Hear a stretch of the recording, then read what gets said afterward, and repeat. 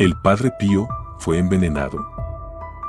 La respuesta es decididamente afirmativa, por ser una realidad ya demostrada por los hechos. Presentamos un elenco de hechos, indicando solo las personas involucradas y sus respectivas declaraciones o frases pronunciadas por el mismo Padre Pío. Ya en el pasado, hubo episodios que anticiparon lo que luego se transformó en una deliberada y feroz solución final para el Padre Pío. El Padre Pío sabía perfectamente que los medicamentos le eran dañinos, pero a quien lo instaba a rechazarlos, respondía: yo obedezco a mis superiores y a mis médicos, como siempre lo hice. Y concluía de modo desconcertante: peor para ellos. Cuando el Padre Alessio intentó intervenir, el Padre Pío se lo impidió con decisión: tú piensa en ser monje y no médico. Todos veían que el Padre Pío se iba deshaciendo día a día. Ya no bajaba al refectorio, no podía articular las piernas, sufría accesos de vómito. En los últimos años de la vida del padre hubo varios capuchinos encargados de su cuidado: Padre Eusebio, Padre Honorato, Padre Alessio, Padre Pellegrino. Estos religiosos fueron unánimes al afirmar que el Padre Pío estaba siendo envenenado por las medicinas. El Padre Pío fue saturado de somníferos y barbitúricos que, además de destruirle la salud, le entorpecían las facultades mentales. El director sanitario de la Casa Alivio del Sufrimiento, profesor Giuseppe Guzzo, hombre íntegro y devoto del Padre Pío, relata que algunos médicos favorables al Padre Pío, a ocultas de los frailes, hicieron analizar la orina del Padre Pío en el laboratorio de la clínica. El padre tiene un físico excepcional, se encontraron rastros de barbitúricos que habrían hecho morir a un caballo en 3 días. Un día, el Padre Pío dijo a Enzo Bertani, ecónomo de la Casa del Alivio, que había ido a verlo: toma ese frasco de pastillas y tíralo, antes de que llegue el enfermero. En 1959, el Padre Pío estaba gravemente enfermo y casi al final de su vida. Un día, Fray Modestino estaba en la celda del fraile, cuando le llevaron para beber un vaso de caldo de pollo. Llegado a la mitad, el Padre Pío dejó de beber y le dijo: ten, paisano, toma y bebe. Apenas comenzó a beber, Fray Modestino tuvo náuseas y accesos de vómito, tan desagradable era aquel caldo. El Padre Pío, en tono de broma, le dijo: ¿qué? ¿No te gusta? ¿Y yo qué debo hacer la mortificación todos los días? Fray Modestino le preguntó: Padre, ¿pero usted de verdad toma con agrado este caldo de pollo? La respuesta fue: es la mayor mortificación que la obediencia me pide. Verdaderamente, no me hace bien. Cuando Fray Modestino hizo correr la voz acerca de este nauseabundo vaso de caldo de pollo, el suministro al Padre Pío cesó súbitamente. En septiembre de 1964, el Padre Pío se lamentaba con un hijo espiritual suyo, Eligio de Antonio, quien declaró por escrito: el Padre Pío me dijo: 3/4 partes de mis males provienen de estas medicinas que me hacen tomar. Hacia fines de 1964, el Padre Pío ya no podía dormir. El médico a cargo recurrió a los somníferos y los barbitúricos. El Padre Pío no quería tomar esas píldoras, pero el Padre Superior se lo impuso por obediencia. En marzo de 1965, la señora Mastrorosa, de San Giovanni Rotondo, dijo al Padre Pío: Padre, ¿está usted tan mal, por qué no se cura? El Padre le respondió: hija mía, me dan tantas píldoras que me están envenenando. El 20 de abril de 1965, luego de que el Padre Pío fue traído de vuelta a la celda, un doctor de la Casa de Alivio, contra la voluntad de los frailes, tomó una muestra de sangre del Padre Pío para analizarla. De esos análisis, resultó que el Padre Pío estaba intoxicado.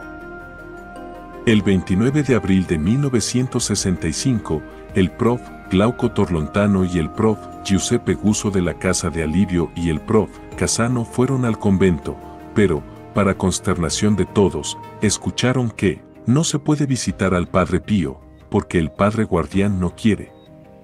Fue imposible encontrar al Padre Guardián. Entrado en la celda del Padre Pío, el prof. Casano escuchó repetir 3 veces al fraile: «No puedo dejarme visitar por usted porque el padre guardián no quiere». Pero la verdad era otra: se buscaba impedir que otros médicos visitaran al padre e indagaran acerca de los medicamentos que le eran suministrados. En una carta del 26 de marzo de 1966 a su carísimo padre Agostino, el Padre Pío escribió: «También estoy angustiado a causa de los médicos que quieren hacerme beber una basura que yo no soporto». El 25 de septiembre de 1968, Nino Longobardi en El Mensajero publica una sorprendente noticia: Sor Pía, hermana del Padre Pío, perteneciente a la Orden de Santa Brígida de Suecia, inmediatamente después de la muerte del Padre Pío, presentó un pedido formal a los superiores del convento de Santa María de las Gracias y también al Vaticano, para que se hiciera la autopsia del cuerpo del Padre Pío. Esta fue realmente una solicitud sorprendente y la religiosa debía tener buenos motivos para realizar un gesto de tales proporciones.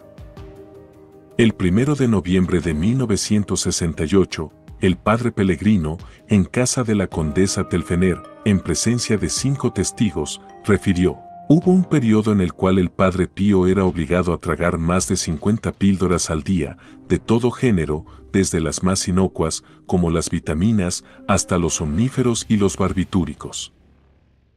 Cada noche, desde fines de 1964, era obligado a tragar 5 píldoras, de las cuales 2 eran barbitúricos y las otras 3 somníferos. Estas medicinas tuvieron efectos dañinos sobre la salud del Padre Pío.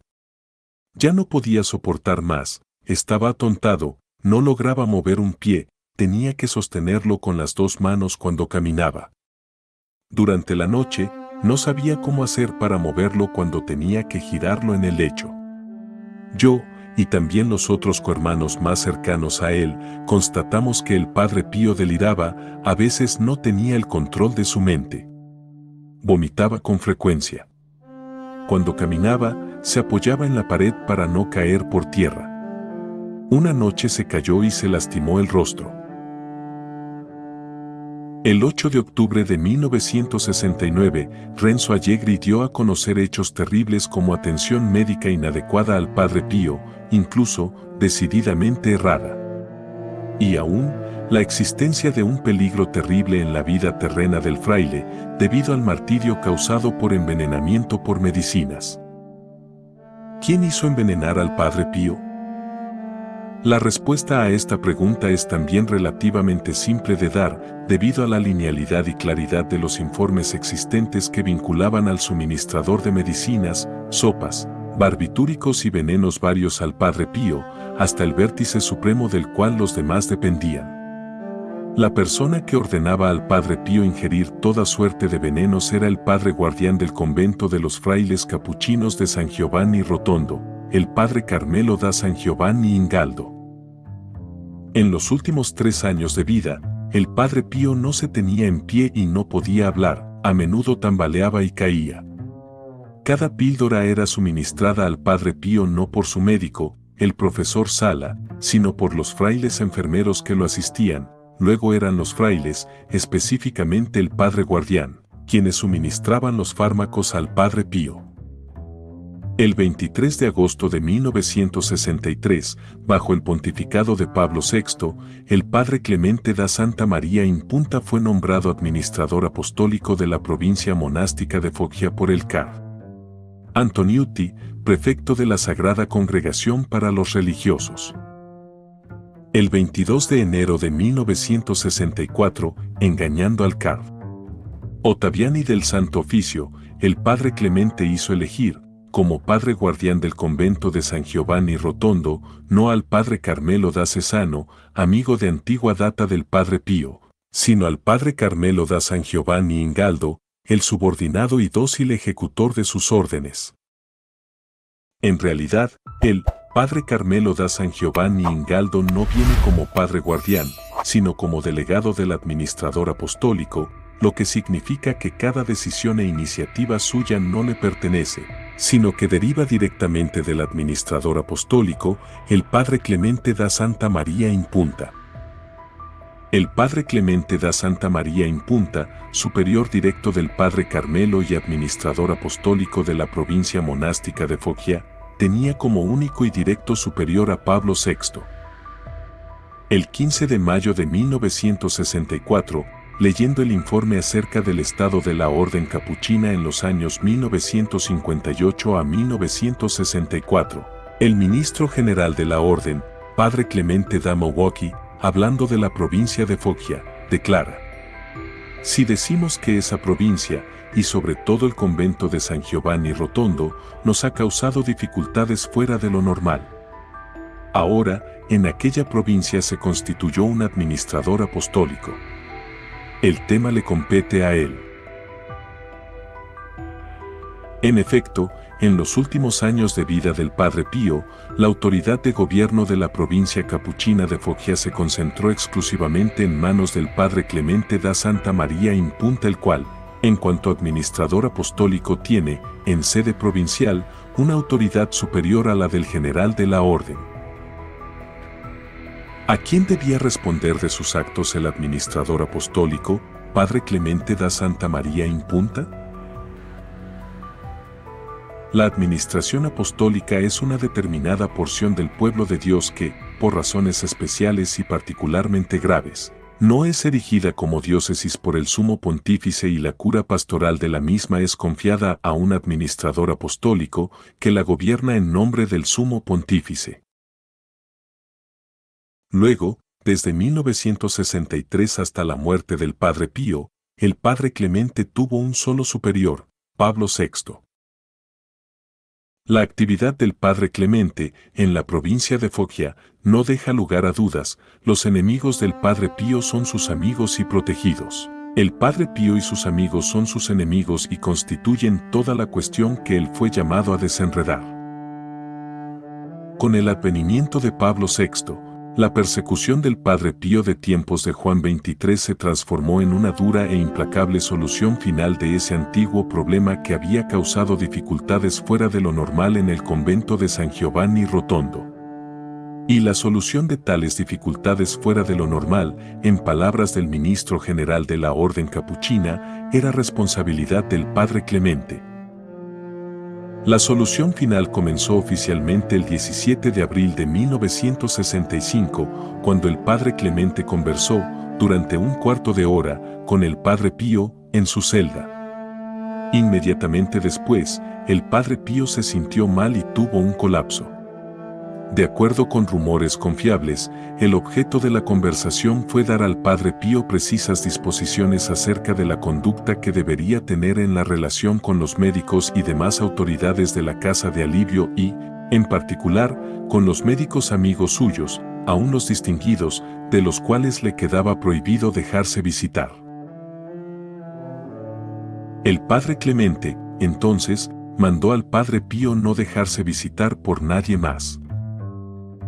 El día de Pascua, 18 de abril de 1965, el Padre Pío celebró la misa, pero luego permaneció en su celda hasta todo el día del lunes.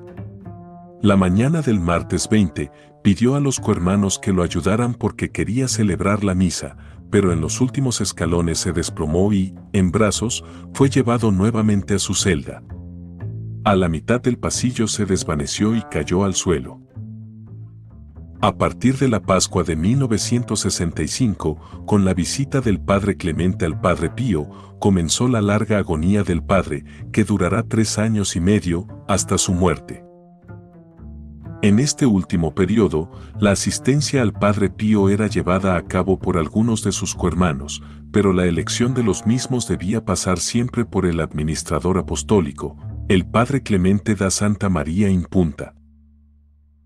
En un diario de don Luigi Villa, he leído una frase que Mons. Antonio Piolanti, rector magnífico de la Universidad Lateranense y muy estrecho amigo suyo, le refirió acerca de Pablo VI. Pablo VI no puede soportar a los que no piensan como él. Pablo VI no te asesina. Te hace asesinar.